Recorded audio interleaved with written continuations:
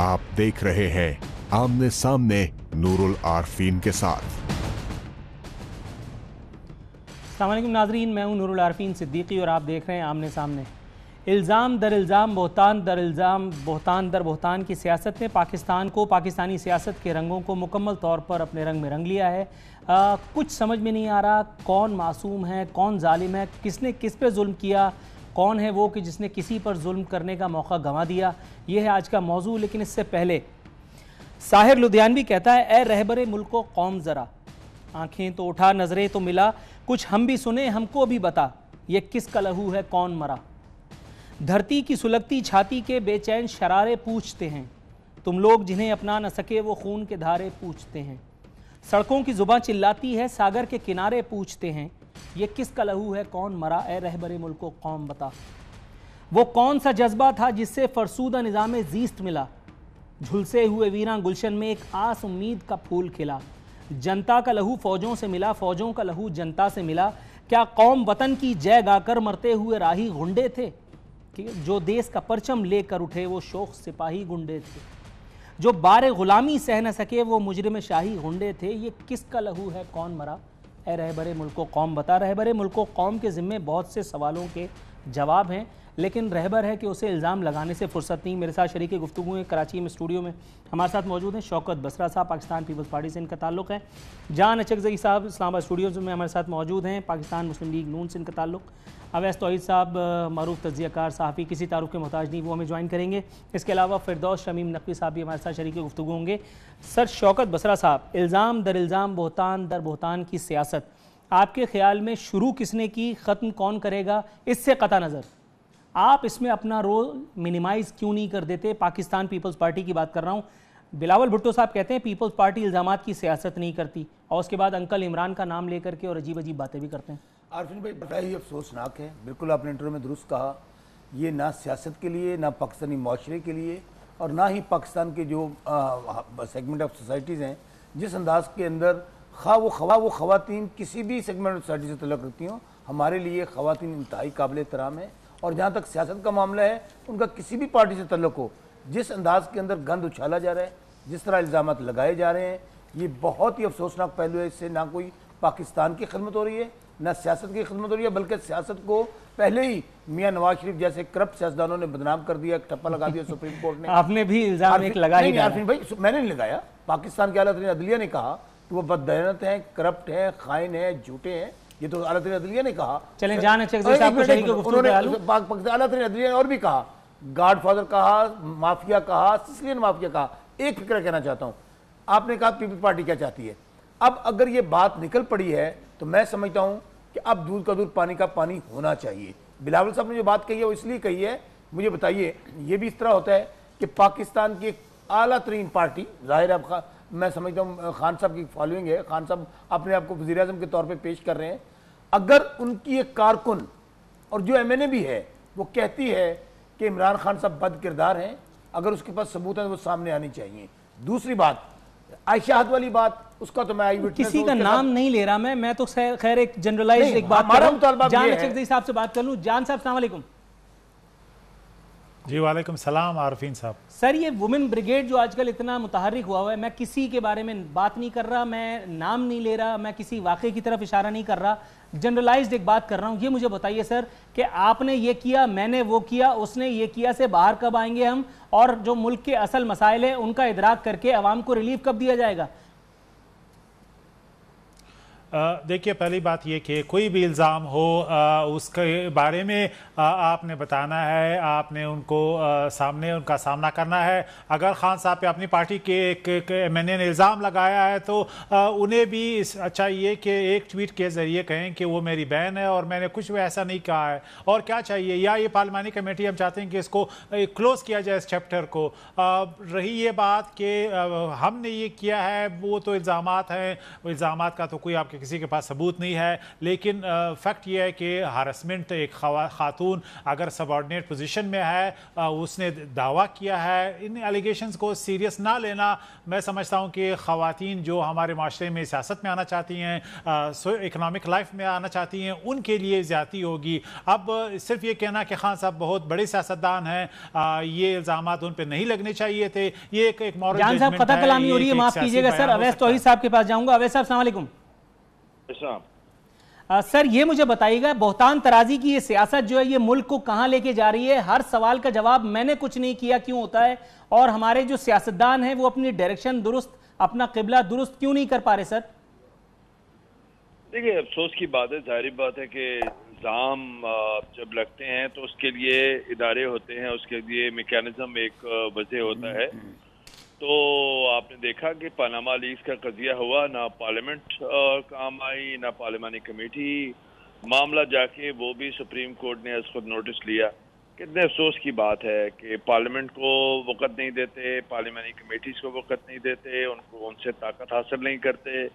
नवाज शरीफ साहब जब इक़्तिदार में होते हैं, वो भी और दूसरे भी इक़्तिदार में होते हैं तो पार्लियामान से दूरी होती है, जमहूरी इक़्तिदार से दूरी होती है, और जब इक़्तिदार से बाहर होते हैं तो उनको मिसाक़ जमहूरियत याद आ रहा होता है। तो बड़े अफसोस की बात है। मेरे ख्याल में इनके लिए सबक सीखना चाहिए, और इनके जो साथ में जो इनको दिफा कर रहे हैं लोग, उनके लिए भी एक सबक है कि आपकी जो पार्टी का कल्चर है वो फर्द वाहिद के गिर्द घूमता है तो आप उससे क्वेश्चन नहीं करते, वहाँ पर कोई अकाउंटेबिलिटी का प्रोसेस नहीं है। तो इट्स हाई टाइम साहब कि ये पार्टीज जो हैं और ये जो इदारे हैं, नैब हो, SCCP हो, FIA हो, और जितने भी इदारे हैं, वो खुद ब खुद मुतहरिक क्यों नहीं होते? तो इस पनामा लीक्स के कज़िये में सबसे बड़ी बात ये वाज़ेह हो गई कि इदारे गैर फाल रहे, और स्टैंडिंग कमेटी जब सेनेट के सामने पेश हुए तो गॉट योर पॉइंट अवैस साहब। यहाँ मुझे एक ब्रेक के लिए कहा जा रहा है, ब्रेक के बाद अपनी गुफ्तगू को यहीं से आगे कंटिन्यू करेंगे। ना वक्त एक मुख्तसर सी कमर्शियल ब्रेक पे जाने का।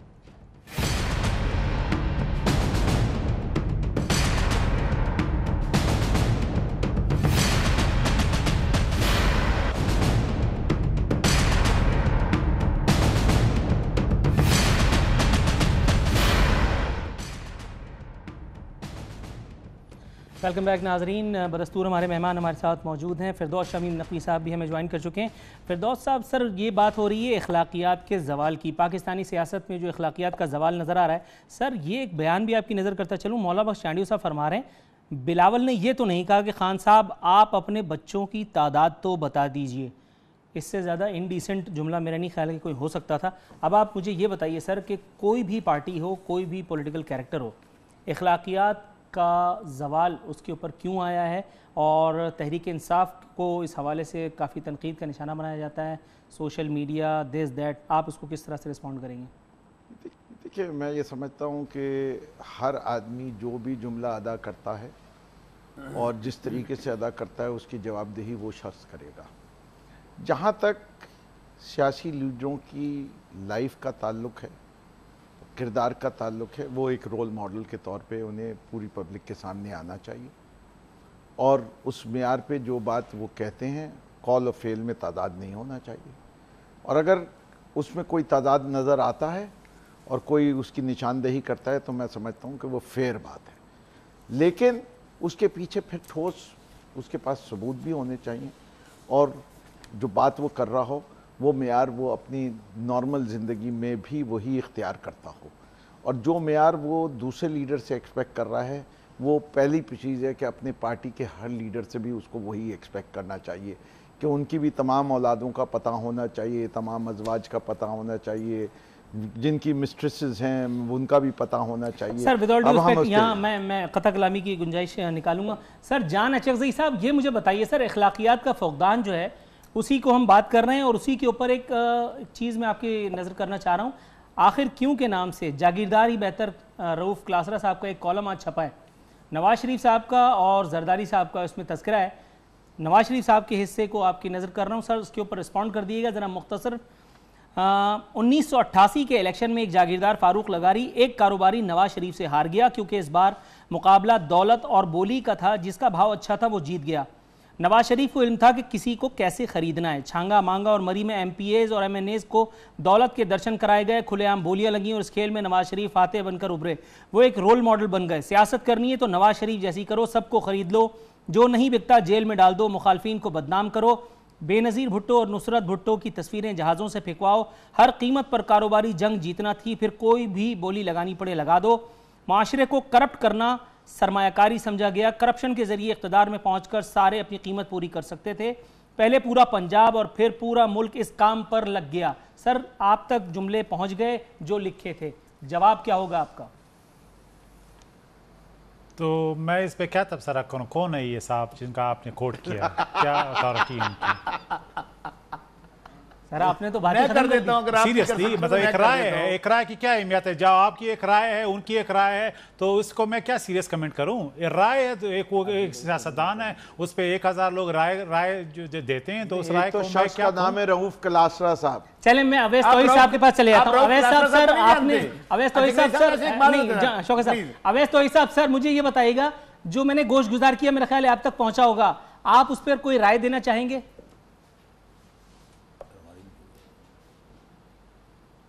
اویس صاحب ہمارے ساتھ ہیں؟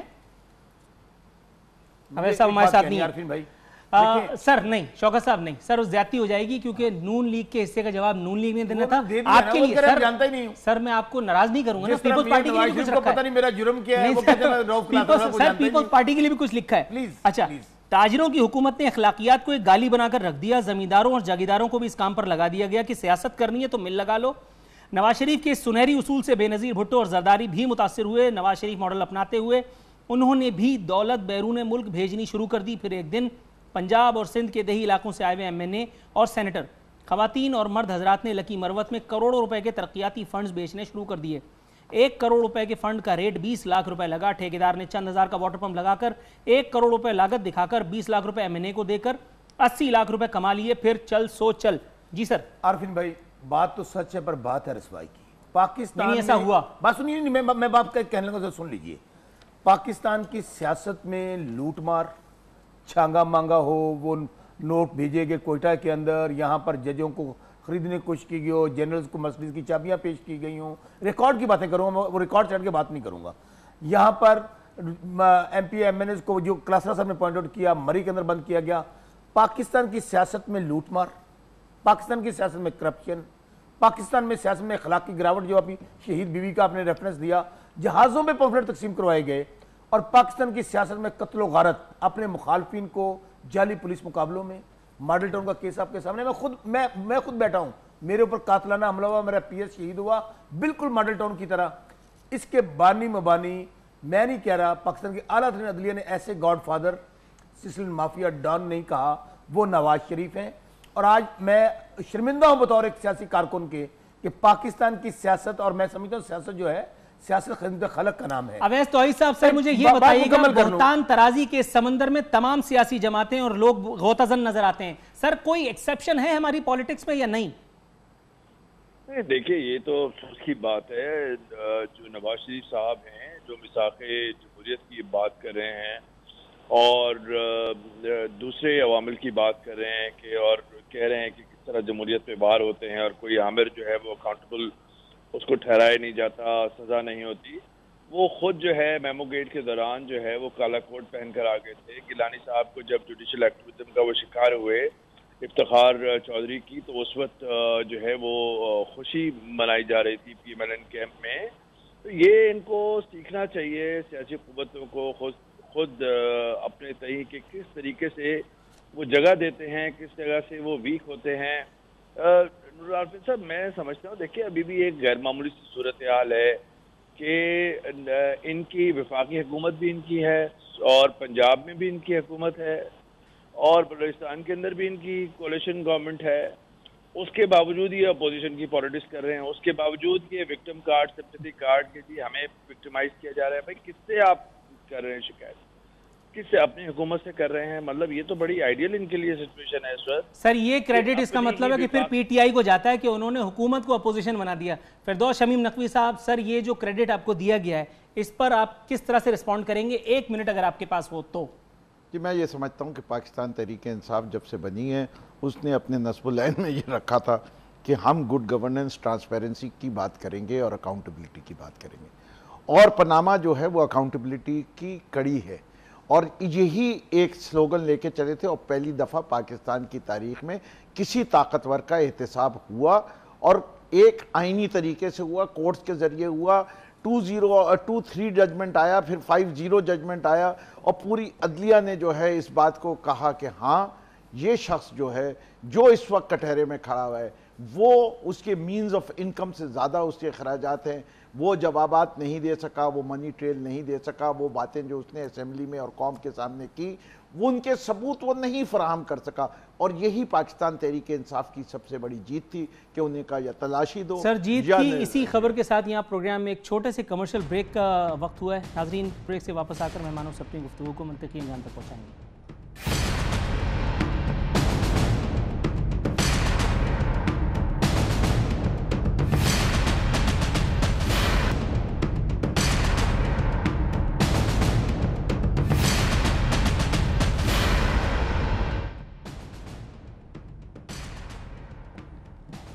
ویلکم بیک ناظرین، بدستور ہمارے مہمان ہمارے ساتھ موجود ہیں۔ شوکت بسرا صاحب، بلاول صاحب نے آج فرمایا ہے خان صاحب میرے والد پر الزام لگا رہے ہو، اپنے والد کا بھی تعارف کراؤ، آپ کے والد کس جرم کے تحت نوکری سے نکالے گئے؟ بلاول صاحب کو یہ بتانا چاہیے تھا کہ میں اس ایجنڈے کے تحت عوام پاکستان کو فلاح اور بہبود کے راستے پر گامزن کروں گا، وہ قبر سے مرے ہوئے مردے اکھاڑ کے لے کر کے آ رہے ہیں۔ آپ کے خیال میں ایک تو ان کی عمر ایسی نہیں ہے کہ وہ اس طرح کی باتیں کریں اور وہ لوگ ہضم کر لیں، آپ کے خیال میں جو لوگ ان کو یہ تقریر لکھ کے دے رہے ہیں وہ کس بات کی دشمنی نکال رہے ہیں؟ بھائی تنگ آمد بجنگ آمد، ایک صبر کی حد ہوتی ہے نا۔ خان صاحب نے یہ وتیرہ بنا لیا ہے، وہ سمجھتے ہیں کہ شاید ہر کسی کو گالی دے کر اپنا وہ قد اونچا کر لیں گے۔ اگر بندہ ہر آدمی کو اپنے گریبان میں جھانکنا چاہیے نا۔ عمران نیاز صاحب کے والد آپ کو پتہ ہے کرپشن کی بنیاد پر نکالے گئے تھے، یہ تو آن ریکارڈ بات ہے۔ اور دوسری بات، بلاول صاحب نے اور کل کا بڑا غصہ کیا ہوا ہے پی ٹی آئی نے، ان کے بہت سارے لوگوں کو سن رہا ہوں، اور خاص طور پہ وہ لوگ فواد چوہدری جیسے لوگ جو ہر گورنمنٹ کا حصہ ہوتے ہیں، جو ہر قسم کے درباری ہوتے ہیں، ان کی جب وہ باتیں میں سنتا ہوں میں سمجھتا خان صاحب ان کے لوگوں کے نیا پاکستان بنائیں گے۔ اور فواد چوہدری میں سمجھتا ہوں یہ سدا بہار وہ لوٹے ہیں، وہ درباری ہیں جو ہر حکومت کے ساتھ ہوتے ہیں۔ دیکھیں نا نقوی صاحب جیسے لوگ جو ڈائی ہارڈ پارٹی کے لوگ ہیں نظریاتی، وہ کہیں نظر نہیں آتے، اور ان جیسے لوگوں کے ریئیکشن پر بلاول صاحب بھی آخر دیکھیں نا، آپ کب تک ٹارگٹ کلنگ کرتے ہیں؟ آپ زرداری صاحب 5 سال رہے، میں نقوی صاحب کو ابھی ہمیں ایک پروگرام میں پہلے تھے، بھائی اگر آپ کے پاس کوئی ثبوت موجود ہے، جی آئی ٹی بنی نا نواز شریف کے اوپر، سپریم کورٹ کا ورڈکٹ آ گیا، بھائی اٹھیے اور جا کے لے جائیے سارا کچھ سپریم کورٹ کے اندر اور ہمارے خلاف پیش ہوں۔ لیکن یہ اجازت نہیں دی جائے گی خان صاحب کو کہ خان صاحب ہر آدمی کو اٹھ کر جلسے میں کھڑے ہو جائیں اور کہیں تو بھی چور ہے، تو بھی چور ہے، اور وہاں پہ لانڈری پلانٹ لگا لیا، وہاں پہ بنی گالا میں جتنے چور ہیں ان کو اس لانڈری پلانٹ میں سے گزارا ہے۔ جان اچھک صاحب، سر یہ مجھے بتائیے گا، نواز شریف صاحب کے فیصلے کا جو کچھ بھی ہونا تھا وہ ہو چکا، نواز شریف صاحب اب ایوان وزیر اعظم سے رخصت بھی ہو چکا ہے، نئے وزیر اعظم نے اسپونوین بھی کر لیا، لیکن اس کے باوجود بھی کچھ مسلم لیگ نون کے زعماء آج بھی تابڑ توڑ جواب، نہ جانے کس بات کا جواب، لیکن بہرحال تابڑ توڑ جواب دیے چلے جا رہے ہیں پیپلز پارٹی کو، تحریک انصاف کو، اور نہ جانے کس کس کو۔ آپ کے خیال میں یہ بے وقت کی راگنی گانے کی اس وقت ضرورت ہے، یا اپنی ڈائریکشن کو درست کرنے کی، اپنی سوچ کو ریوزٹ کرنے کا یہ ایک موقع تھا جو شاید یہ پریس کانفرنسز کی نظر ہو رہا ہے؟ مجھے نہیں معلوم کہ آپ کا اشارہ کس طرف ہے، جتنا میں سمجھ سکا ہوں آپ کے سوال کا، اصل میں نواز شریف صاحب ایک عوامی لیڈر ہیں، میں اس بات پہ حیران ہوں کہ ہمارے مخالفین کیوں گھبرا گئے ہیں کہ اگر وہ عوامی رابطہ مہم پہ نکلنا چاہتے ہیں، اگر اپنے ووٹرز کے ساتھ کنیکٹ ہونا چاہتے ہیں، آج وہ بھٹو سے زیادہ پاپولر لیڈر ہیں، جہاں پہ وہ جاتے ہیں نکلتے ہیں وہاں پہ جگہ بن جاتی ہے، تو لوگ صرف ایک جھلک دیکھنے کے لیے نکل آتے ہیں، لہٰذا مخالفین جو ہے میں سمجھتا ہوں آگ بگولا ہو گئے ہیں، وہ گھبرا گئے ہیں، وہ دیکھیں گے کہ اس ہفتے بدھ کے روز ملینز آف لوگ جو ہے وہ جی ٹی روڈ پہ ان کا استقبال کریں گے، اور یہ ثابت ہو جائے گا کہ نواز شریف صاحب آج بھی ایک پاپولر لیڈر ہیں، اور آپ جو ہے عوامی لیڈر ہونے کے ناطے کوئی آپ کو نااہل نہیں کر سکتا، اس لیے انہیں گھبراہٹ ہو رہی، کیونکہ یہ پاور شو ہوگا، یہ مسل شو ہوگا، یہ نون لیگ کے عوام میں مقبولیت کا شو ہوگا، اور نواز شریف صاحب کو پھر جو ہے یہ موقع آپ نے دیا ہے، ہم نے دیا ہے کہ پاکستان کے عوام کی جو دھڑکن ہے وہ آپ کے سامنے رکھ سکیں. اور یہ مسل شو بھی اویس توحید صاحب سر مجھے یہ بتائیے گا، نکال کے دکھائیں اپنی حکومت کے بغیر. آپ وزیر اعلیٰ بھی ہیں اور وزیر اعظم بھی ہیں، ہمیں پتہ ہے آپ کتنے شیر ہیں. شوکت صاحب سر ایک منٹ. اچھا اویس توحید صاحب سر یہ مجھے بتائیے گا کہ جان اچکزئی صاحب کا یہ سٹیٹمنٹ آپ بائی کرتے ہیں کہ نواز شریف صاحب آج بھٹو صاحب سے زیادہ مقبول پاپولر لیڈر ہیں، اور یہ پاور کی جو اظہار کیا جا رہا ہے یہ دراصل اپنے مخالفین کو ایک نیچے دکھانے کی کوشش ہے جس میں نون لیگ کامیاب ہو سکے گی؟ کتنے پٹو تھے کتنے گاڈ فادر، جانے دیں یار. صاحب جو ذوالفقار علی بھٹو صاحب کا عروج ہم نے بچپن میں دیکھا. میری پیدائش خود لاڑکانہ کی ہے، میں نے ان کے جلسوں کو بھی دیکھا ہے اور ان ہجوم کو بھی دیکھا ہے اور تاریخ کا مطالعہ بھی کیا ہے. اور نواز شریف صاحب کی پولیٹکس تو بالکل ایز اے جرنلسٹ پورا میں نے دیکھا ہے کہ کس کی کوکھ سے جو ہے وہ جنم لیا ہے پی ایم ایل این کی سیاست نے، نواز شریف صاحب کی سیاست نے، وہ بھی ضیاء الحق صاحب کی ڈکٹیٹرشپ میں جنم لیا. اب وہ نظریاتی اپنے آپ کو ماننے لگے ہیں. انہوں نے ابھی حالیہ پریس کانفرنس میں کہا میڈیا ٹاک میں کہ وہ اب ایک نظریاتی شخص ہو گئے ہیں، پہلے نہیں تھے. تو اب یہ نظریاتی جو پن ہے وہ پوری پی ایم ایل این کا خاصہ ہو گیا ہے یا نہیں، یہ ایک علیحدہ بات ہے. لیکن میرے خیال میں موازنہ ذوالفقار علی بھٹو صاحب کا نواز شریف صاحب کے ساتھ کرنا کچھ تاریخ کے ساتھ زیادتی ہے، سیاست کے ساتھ کچھ زیادتی ہے. ویسے جان اچکزئی صاحب ہمارے بہت پرانے دوست ہیں، ان کی اپنا ویو ہے اور وہ ان کا ماننا ہے کہ وہ اگر ایک ہی ان سے زیادہ پاپولر ہے تو اسی طرح ہے جس طرح مشرف صاحب نے ابھی ایک بیان داغا کہ سویلین جو ہے وہ بگاڑ کرتے ہیں ملک کے اندر اور ڈکٹیٹر جو ہے وہ آ کے پٹری پہ جو ہے وہ اس کو سیدھا کر دیتے ہیں ملک کو اور خوشحالی ہو جاتی ہے اور سو on and so forth.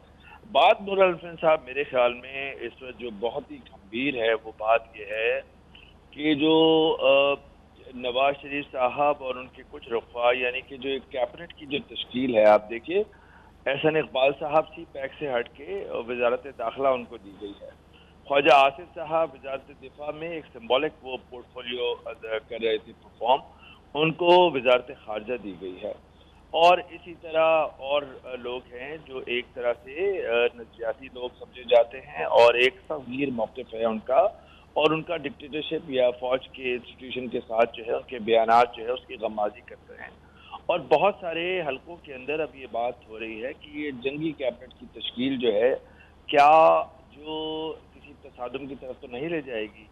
Nawaz Sharif صاحب کی پارٹی کے اندر جہاں تک ہماری سمجھ ہے، ہماری دانش کے مطابق دو سوچیں موجود ہیں، اور ایک سوچ جو ہے وہ یہ ہے کہ آپ جو ہے اگریسو پالیٹکس کریں، اور وہ ہم سمجھ سکتے ہیں کہ اس وقت جو نون لیگ کا نواز شریف صاحب کا جو سفر ہے جی ٹی روڈ پہ وہ دو دھاری تلوار پہ سفر ہے. ایک طرف وہ سیاسی بقا کو بچانے کا معاملہ ہے، دوسری طرف جو نیب کے کیسز جو کھلنے والے ہیں اس کا قانونی جو سامنا کرنا پڑے گا قانونی طور پہ، وہ ان کے لیے ایک بہت بڑا چیلنج ہوگا آنے والے دنوں کے اندر. اور اسی سے پہلے میرے خیال میں وہ ایڈوانس کے اندر ایک انشورنس پالیسی جو ہے وہ کیش کرنا چاہ رہے ہیں، اور وہ پہلے سے ایک ایف آئی آر کٹوانا چاہ رہے ہیں ایک سیاسی. اگر میں ایک اسٹوڈنٹ آف پالیٹکس اس کو دیکھوں تو یہ ایک سفر جو ہے وہ سیاسی سفر ضرور ہے، مشکل ترین سفر ضرور ہے، لیکن یہ بات ذہن نشین ہونی چاہیے نواز شریف صاحب اپنے فیصلوں سے یہ ثابت کر سکتے ہیں کہ وہ جمہوری اقدار کو سامنے رکھتے ہوئے ایک جمہوری دور کا تسلسل وہ اپنے سامنے رکھ سکتے ہیں، اپنی پارٹی کا بھی اس میں بقا رکھ سکتے ہیں، اپنے خاندان کی سیاسی بقا بھی رکھ سکتے ہیں اگر وہ اپنے کچھ رخوا کی بنیاد مشوروں کی بنیاد پر کوئی تصادم کا راستہ نہ اپنائیں. فردوس شمیم نقوی صاحب سر یہ مجھے بتائیے گا، ایک تو ہم بات کر رہے ہیں کرپشن کی، چاہے وہ اخلاقی ہو، چاہے وہ مالی ہو، چاہے کسی بھی حوالے سے ہو، لیکن ساتھ ہی ساتھ وہاں کچھ ایسی چیزیں بھی شامل ہو جاتی ہیں جیسے مثال کے طور پہ تکبر اور دیگر چیزیں. مطلب یہ مذہب کے اندر داخل نہیں ہونا چاہتا میں، لیکن پھر بھی ایک چھوٹا سا بیان میری نظر کے سامنے ہے. آدھی اپوزیشن میرے ساتھ ہے جس میں ہمت ہے حکومت گرا کر دکھائے. پرویز خٹک، آپ کے خیال میں انہوں نے نیا خیبر پختونخوا، نیا پاکستان تعمیر کر دیا ہے وہاں؟ یہ تو خود متنازع آدمی ہے. یہ آپ کی نظریات سے متاثر ہو کر کے تو آپ کی جماعت میں نہیں آئے. یہ تو پہلے ANP کے ساتھ تھے, اس کے بعد سیٹ کی وجہ سے یہاں آ گئے, اگلی دفعہ انشاءاللہ کسی اور جگہ سیٹ ملے گی تو وہاں چلے جائیں گے. اور اس کے بعد اگر یہ کھڑے ہو کر کے اور نواز شریف صاحب کو آئینہ دکھائیں یا دوسروں کو للکاریں, سر ہنسی نہیں آتی؟ مجھے تو آتی ہے. میرا دیکھیں جہاں تک تعلق ہے پاکستان تحریک انصاف کے پروگرام کا, اور جو کچھ KPK میں تبدیلی آئی ہے وہ سب کے نزدیک واضح ہے. 2-3 چیزیں جو بڑے مشہور پروگرام ہیں, بلین ٹری سونامی ہے, پولیس ریفارمز ہے, لوکل گورنمنٹ کی ڈیولوشن ہے, کانفلکٹ آف انٹرسٹ کی لاء ہے, وسل بلوئنگ کا ایکٹ ہے, اسکول کے اندر ٹیچرز کی اٹینڈنس کو بہتر کرنا ہے, اسکول کے ڈیولپمنٹ پروگرام ہے. یہ ساری چیزیں جو ہیں, اور صحت کا انصاف, یہ وہ پروگرامز ہیں جس کے لیے میرے خیال سے ہر گورنمنٹ فخر کر سکتی ہے. میں آپ جس اسٹیٹمنٹ کو لے رہے ہیں وہ آؤٹ آف کانٹیکسٹ لے رہے ہیں. ایک ہوتا ہے پرائیڈ اور ایک ہوتا ہے تکبر. پرائیڈ اور تکبر میں فرق ہے. اگر میں کوئی اچھے کام کروں گا تو میں اس پہ فخر بھی کر سکتا ہوں. فخر کرنا میں برائی نہیں ہے, تکبر کرنے میں برائی ہے. اچھا شوکت بسرا صاحب, جہاں تک گفتگو کو سمیٹتے ہوئے شوکت بسرا صاحب یہ مجھے بتائیے, بلاول صاحب جب تقریر کرنے آتے ہیں تو دوسروں کو آئینہ دکھاتے ہیں, لیکن اس سے پہلے اگر پلیز پارڈن می سیئنگ دس, اپنے گریبان میں اگر دیکھا جائے تو کیا 100 چھید 100 دھبے انسان کو نظر نہیں آئیں گے؟ اگر میں اپنی بھی بات کروں, میں شوکت بسرا کو آئینہ دکھانے سے پہلے اگر اپنے اعمال پہ نظر ڈال لوں تو کیا میری زبان جو ہے وہ بہکنے سے بچ نہیں جائے گی؟